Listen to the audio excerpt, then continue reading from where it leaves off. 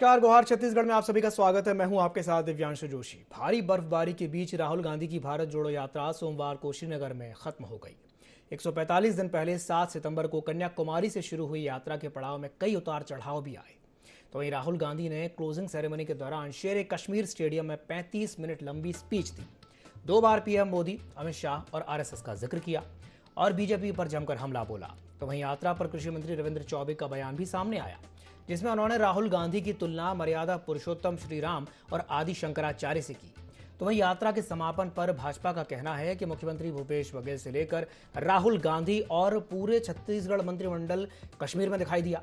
इस बात के लिए पूरे मंत्रिमंडल को राहुल गांधी को पीएम मोदी को धन्यवाद व्यक्त करना चाहिए कि उनके शासनकाल में जाकर कश्मीर में कोई भी झंडा पूरी स्वतंत्रता के साथ फहरा सकता है।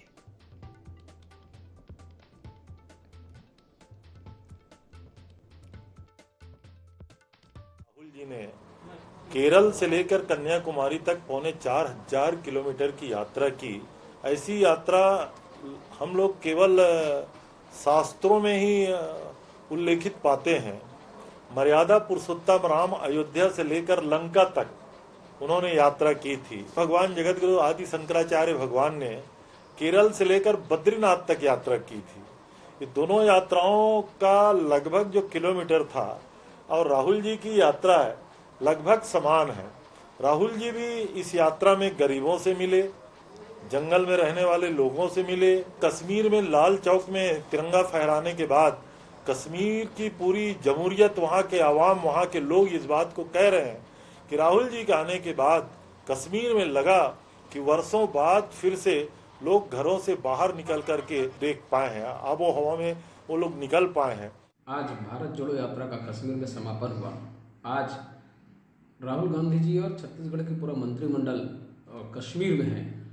आज पूरे मंत्रिमंडल को राहुल जी को धन्यवाद देना चाहिए मोदी जी का कि उनके शासनकाल में कश्मीर में जाकर कोई भी झंडा फहरा सकता है।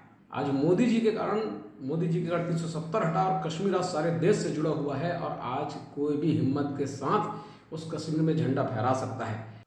कश्मीर के अंदर में धारा 370-35 से समाप्त होने के बाद आज लाल चौक पर जो है वो कोई भी झंडा फहरा सकता है और राहुल जी ने भी झंडा फहराया। तो एक शांति का टापू बन रहा है कश्मीर, भारत का अंग बन गया। तो यात्रा तो समाप्त हो गई है, लेकिन उसे लेकर के सियासत बराबर से हो रही है और आज इसी विषय पर हम चर्चा करेंगे। और चर्चा करने के लिए हमारे साथ 3 खास मेहमान जुड़ रहे हैं। हमारे साथ चर्चा में जुड़ रहे हैं देवलाल ठाकुर जी, जो कि बीजेपी प्रवक्ता हैं। साथ ही साथ हमारे साथ जुड़ रहे हैं धनंजय ठाकुर जी, जो कि कांग्रेस प्रवक्ता हैं। और हमारे साथ जुड़ रहे हैं डॉक्टर अजय चंद्राकर जी, जो कि राजनीतिक विश्लेषक हैं। आप तीनों मेहमानों का बहुत बहुत स्वागत है IND24 में। सबसे पहले मैं शुरुआत करना चाहूँगा देवलाल ठाकुर जी से। ठाकुर जी, प्रभु श्री राम से और आदि शंकराचार्य जी से राहुल गांधी जी की तुलना हो रही है, क्या कहेंगे इस पर? देखिए, जब जब चुनाव आता है तो कांग्रेस के लोग मंदिर मार्ग, सनातन धर्म के मार्ग पर चलना चालू कर देते हैं जी।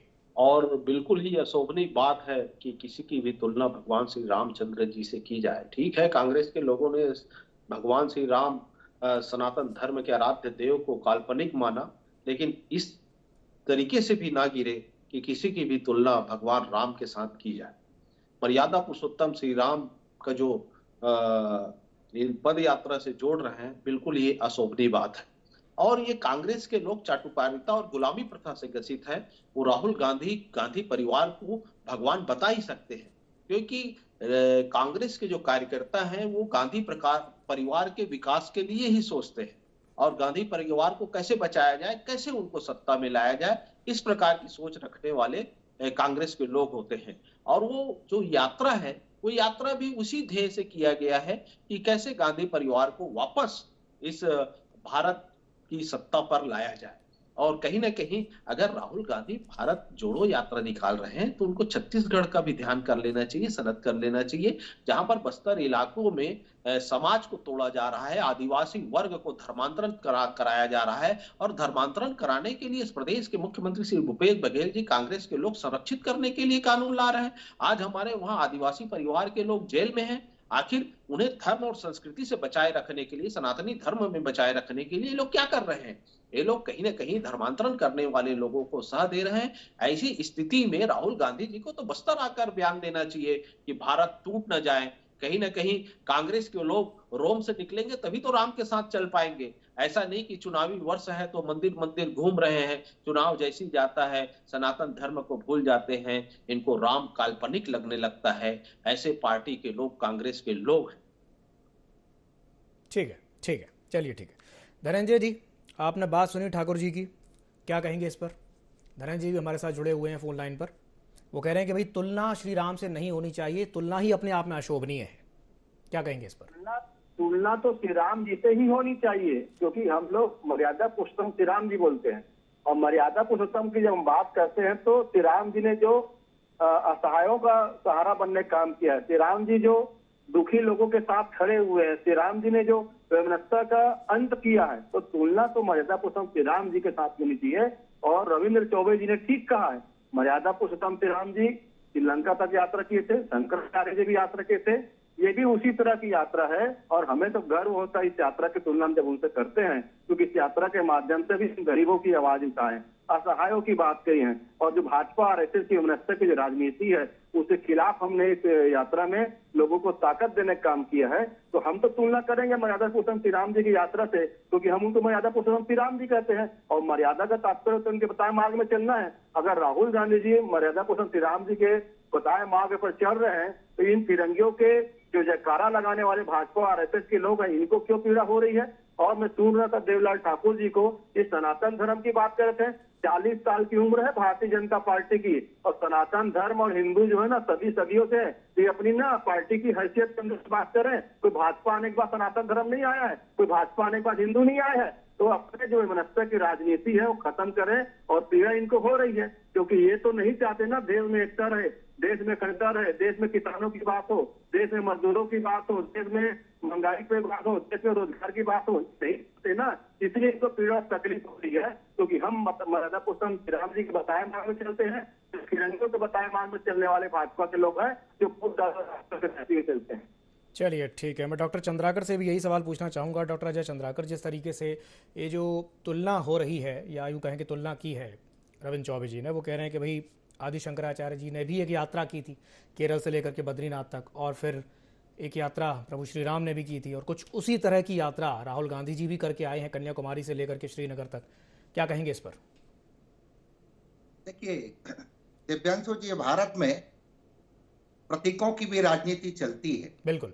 डॉक्टर फारूक अब्दुल्ला भी कश्मीर में स्टेटमेंट दिए कि दक्षिण से शंकराचार्य जी कश्मीर पहुंचे थे और डल झील के सामने जो भव्य विष्णु मंदिर बना हुआ है वो उसको स्मरण कर रहे थे।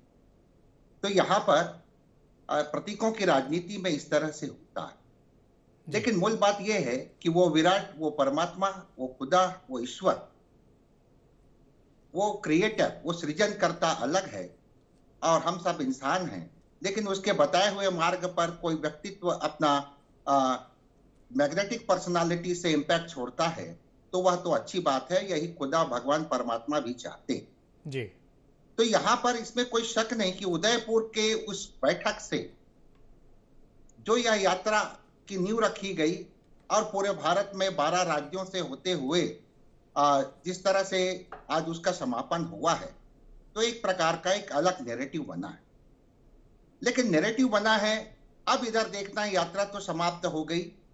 उदयपुर के बैठक के बाद कांग्रेस की जो रणनीति रही उसका एक पड़ाव पार हुआ। लेकिन यथार्थ राजनीति में अब मूल बात यह आती है जी कि ठीक है, बीजेपी को किसी भी स्टेट में 100 में 100% वोट नहीं मिलता, 45%, 40%, बाकी सब वोट जो है वो बिखरा हुआ जी। और यहाँ पर बीजेपी भी काफी विविधता से अभी सक्रिय है। जैसे अभी अभी आपके ही डिबेट में दिव्यांशु जी चर्चा हुई, एक शब्द का जिक्र हुआ सनातन धर्म जी। तो वो आरएसएस प्रमुख मोहन भागवत जी का आप स्टेटमेंट सुनिए, या फिर अभी नरेंद्र मोदी जी जो स्टेटमेंट दिए, या फिर योगी नाथ जी जो स्टेटमेंट दिए, वो अब हिंदू की बात ना करके सनातन की बात कर। बिल्कुल। तो ये विविधता दिख रही, लेकिन ग्राउंड रियलिटी में इसका राजनीतिक लाभ कैसे मिलेगा? तो अब कांग्रेस की यहाँ जो छत्तीसगढ़ में बैठक होने वाली है, बड़ी बैठक, और उसमें क्या रणनीति बनती है, एक नैरेटिव तो बना है। जी। लेकिन बीजेपी लगातार, बीजेपी के बड़े बड़े मंत्री, पर्टिकुलर इवन प्रधानमंत्री मोदी जी राजस्थान में जैसे गुर्जर समाज को, एक समुदाय को संबोधित की। लेकिन अभी 14 से लेकर के अभी तक देखें तो चाहे वो किसान आंदोलन हो या शाहीन बाग का आंदोलन हो और ये राहुल गांधी का ये यात्रा, निश्चित रूप से एक वर्ग रहा है, उस बड़ी तादाद है जिसकी उसको एड्रेस करने में सफल रही। लेकिन संगठन स्तर पर हम धरातल की राजनीति की बात करें, व्यवहारिक राजनीति की बात करें, तो 17 राज्यों में कांग्रेस का कोई सांसद नहीं, 11 राज्यों और केंद्र शासित प्रदेशों में सिर्फ एक एक सांसद जी। 3 राज्यों में सिर्फ मुख्यमंत्री है, 5 राज्यों में कोई विधायक नहीं, और यूपी जैसे बड़े स्टेट में मात्र 2 विधायक। तो यह है व्यवहारिक राजनीति में। और इसमें संगठन स्तर पर अब कांग्रेस किस तरह से अपने आप को तैयार करती है, और 2024 में यही इसका प्रतीक्षा है भारतीय नागरिकों को, और इस खाई को कैसे पाटती है। यात्रा तो हो गई, यात्रा में बहुत सी मोरल की बात हुई, नैतिकता की बात हुई, अहिंसा की बात हुई, इवन बेरोजगारी की बात हुई, महंगाई की बात हुई, एफडीआई की बात हुई, विदेश नीति की बात। लेकिन ये जो है मतदान व्यवहार की राजनीति, उसमें इस खाई को कैसे पाटना है, यह देखने लायक होगा, क्योंकि भारत की सबसे प्राचीन राजनीतिक दल तो कांग्रेस ही। बिल्कुल बिल्कुल बिल्कुल सही कहा आपने डॉक्टर अजय चंद्राकर। और ये एक बहुत बड़ी चुनौती भी है राहुल गांधी के सामने कि उस खाई को कैसे पाटा जाए। चलिए ठीक है, मैं देवलाल ठाकुर जी से एक सवाल कर लेता हूँ। देवलाल जी, जिस तरीके से हमने ये देखा कि राहुल गांधी जी ने जो 35 मिनट की स्पीच दी है, उसमें उन्होंने एक बात कही है कि मैं हिंसा को समझता हूँ लेकिन मोदी शाह इस दर्द को नहीं समझ सकते। इसमें उन्होंने उदाहरण भी दिया, इसमें उन्होंने इस तरह से कहा कि उन्होंने अपनी दादी का उदाहरण दिया, उन्होंने अपने पिता का उदाहरण दिया, उन्होंने कहा कि मेरे परिवार ने हिंसा को झेला है, लेकिन वो इन सब चीज़ों को नहीं समझते हैं। तो क्या कहेंगे इस पर? देखिए, मैं आपको फिर से, आदरणीय प्रधानमंत्री जी जब से देश में विराजमान हुए हैं, यशस्वी प्रधानमंत्री जी, तब से लेकर आज तक हमारे भारतवर्ष में कोई भी हिंसात्मक घटने को बताइए। कहीं पर दंगे हुए हैं, कहीं पर दंगा फसाद हुआ है, इस चीज को विस्तृत कीजिए। दूसरी एक चीज कहना चाहूंगा कि ये जो राहुल गांधी जी जो यात्रा कर रहे हैं, वो अपनी प्रतिष्ठा बचाने के लिए, अपनी पद बचाने के लिए, अपनी सत्ता बचाने के लालच से ये पद यात्रा कर रहे हैं। और आप लोग देख रहे होंगे, जब जब चुनाव आता है तब तब इनको सनातनी धर्म याद आता है। इन लोगों ने उसका खामियाजा देख चुका है। जब इन्होंने भगवान श्री रामचंद्र जी को काल्पनिक बताया, इन लोगों ने तो भगवान श्री रामचंद्र जी की मंदिर बनाने की घोषणा पत्र में जब भारतीय जनता पार्टी ने उल्लेख किया तो इन लोगों ने हंसी उड़ाया कि कब बनेगा भगवान श्री रामचंद्र जी का मंदिर, तारीख नहीं बताएंगे। आज तो तिथि भी बता दी गई है माननीय गृह मंत्री जी हमारे अमित शाह जी द्वारा। तब कांग्रेस को लोग क्या कहेंगे? कांग्रेस हमेशा राम के बताए हुए मार्ग में चलने वाली पार्टी नहीं है। ये छत्तीसगढ़ की बात भी ले लेंगे तो ये भले वन गमन यात्रा की बात करते हैं, लेकिन इस प्रदेश के मुख्यमंत्री, उनके पिताश्री ही राम के खिलाफ आंदोलन चलाए हुए हैं, राम को मारो रावण को मत मारो। तो ये कांग्रेस का दोहरा चरित्र है। कांग्रेस खुद ही अपने घर में एक नहीं है। ये रोम से चलने वाली पार्टी है, राम से पर चलने वाली पार्टी नहीं है कांग्रेस। ये रोम के लोग के द्वारा संचालित करने वाली पार्टी है। जी जी देवलाल तो जी, मैं तो ये कहूंगा, मुझे खुशी भी होगी कि अगर ये लोग राम के आदर्शों को मान रहे हैं कांग्रेस के लोग, तो इसमें हम सबको खुश भी होना चाहिए। भारतीय जनता पार्टी भी खुश है कि हमारे आराध्य देव को तो इन लोग अब मानने लगे, चाहे चुनाव के जरिए से मानने लगे, फायदे के जरिए से मानने लगे, लेकिन इनके भी सपनों में अब राम आने लगा है कहीं ना कहीं। लेकिन इनकी चाटुकारिता की हद है, इसकी तो मैं निंदा करता हूँ। भगवान श्री रामचंद्र जी जब वनवास गए थे, वो पद यात्रा नहीं निकाले थे, सत्ता पाने के लिए पद यात्रा नहीं निकाले थे, उन्होंने तो सत्ता को त्याग कर वनवास को चुना था। ये लोग सत्ता पाने के लिए यात्रा निकाले हैं। ऐसे में कैसे कहेंगे आप कि राहुल गांधी जी और भगवान श्री रामचंद्र जी की यात्रा को एक कहने वाले चाटुकारिता से परे कैसे हो सकते हैं? पूरी चाटुकारिता के साथ बोल रहे हैं ये लोग, इनको शर्म आना चाहिए। और देवलाल जी, चौबे महाराज तो देवलाल जी पंडित हैं। किसी महापुरुष ने कहा था, देवलाल जी मैं क्षमा चाहूंगा, आपको इंटरप्ट कर रहा हूं। किसी महापुरुष ने ये बात कही थी कि भारत जो देश है ये इतनी विविधताओं से भरा हुआ देश है कि इसको समझने के लिए पहले भारत पर शासन करने से पहले भारत को समझना आवश्यक है।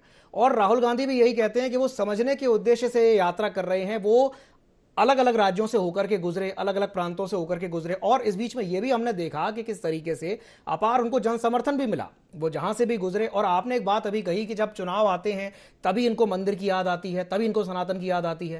लेकिन मैं आपको याद दिलाना चाहूंगा कि राहुल गांधी इस यात्रा के दौरान चर्च भी गए हैं, मस्जिद भी गए हैं, मज़ारों पर भी गए हैं, मंदिर भी गए हैं, गुरुद्वारे भी गए हैं। क्या कहेंगे इस पर?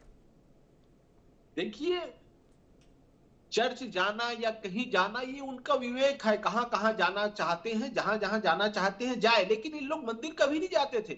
ये लोग, यही तो कह रहा हूं कि अगर आप हिंदू धर्म में आस्था रखते हैं, भगवान श्री रामचंद्र जी में आस्था रखते हैं, तो खुल के कहिए हम राम दरबार के साथ हैं, राम भक्त हैं। इसमें कहीं छुप के छाप के सिर्फ चुनाव के समय जाके आप अपनी भक्ति को दिखा नहीं सकते। लेकिन मैं फिर से विरोध करता हूं कि राहुल गांधी जी सत्ता पाने के लिए पद यात्रा निकाले हैं, और भगवान श्री रामचंद्र जी सत्ता को ठोकर मारकर वनवास गए थे। चलिए ठीक है, ठीक है, पद यात्रा नहीं निकाले थे, वो वनवास को चुना था। तो ऐसे लोग जो सत्ता के लोलुपता वाले लोग, वहां श्री रामचंद्र जी के कहीं पर भी आसपास नहीं लगते। वो तो सनातन धर्म के आराध्य देव हैं। उन्होंने जो अपने वनवास के दौरान जो उपेक्षितों के साथ जो संहार किया दानवों का, वो मर्यादा पुरुषोत्तम राम वनवास काटने के बाद बने। ये लोग क्या दर्शाना चाहते हैं? ये लोग तय कर ले कांग्रेस के लोग कि किधर हैं। भगवान श्री रामचंद्र जी के आदर्श को मानने के लिए तैयार रहें। चलिए ठीक है। धनंजय जी क्या कहेंगे देवलाल जी की बात पर? नरेंद्र मोदी की नकानी कुछ आने में लगे हुए। भारतीय जनता पार्टी घोषणा पत्र में राम मंदिर बनाने की घोषणा की थी ना, उसको पूरा नहीं कर पाई। ये किसानों को धोखा दिए, ये युवाओं को धोखा दिए। दुर्भाग्य की बात है, मैदान जी के मंदिर का नाम जी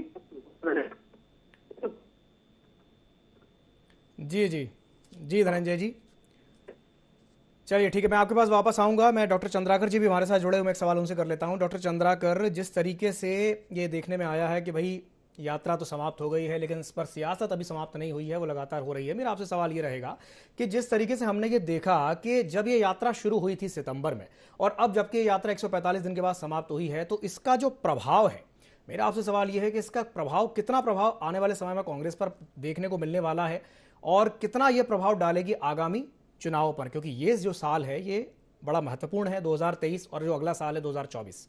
डॉक्टर चंद्राकर। देखिए दिव्यांशु जी, प्रमुख जो यात्रा की चर्चा करें आपके साथ आपके इस प्रतिष्ठित चैनल में जी, तो जयप्रकाश नारायण जी का जो पद यात्रा था, या फिर हम चंद्रशेखर जी का यात्रा था। और दिव्यांशु जी, मैं वो सौभाग्यशाली हूँ जी, उस दरमियान स्वर्गीय चंद्रशेखर जी का मैं इंटरव्यू भी लिया जी। इसके बाद जगन मोहन रेड्डी का भी भारत में राहुल गांधी के बाद सेकंड नंबर की यात्रा रही। यह छोटे छोटे सूबों में अलग अलग लोग यात्रा किए, तो उस यात्रा का तो लाभ मिलता है। और राजनीति विज्ञान के पितामह सुकरात, उसका सर्वश्रेष्ठ विद्यार्थी प्लेटो, तो 14 वर्षों तक पूरे विश्व का भ्रमण किया। उसके बाद वो दुनिया में पहला विश्वविद्यालय खोला यूरोप में।